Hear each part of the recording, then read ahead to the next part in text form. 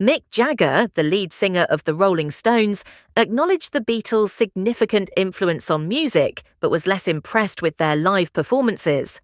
In a 1995 interview with Rolling Stone magazine, when asked if the Beatles deserved their status as the greatest band of all time, Jagger responded, "They certainly were not a great live band.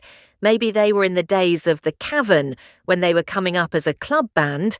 I'm sure they were hilariously funny and all that," he continued, "and they did have this really good on-stage persona, but as far as the modern-day world, they were not a great performing band."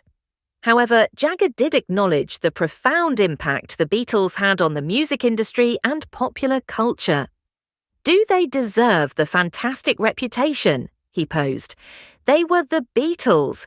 They were this forerunning breakthrough item, and that's hard to overestimate."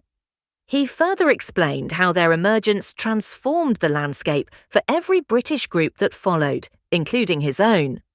Jagger noted that the Beatles' 1962 debut single Love Me Do had a bluesy sound that felt eerily similar to the Stones' own style.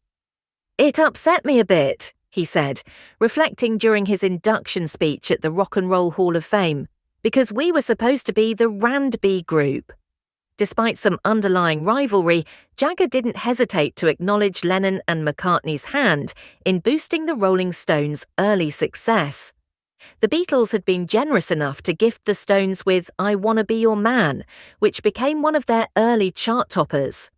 They wrote great songs and they changed everything. They were the first to do so many things that people now take for granted. Yet, when speaking of John Lennon, Jagger's tone turned somber as he expressed profound sadness. "I just felt very sad for the loss of someone that I loved very much,"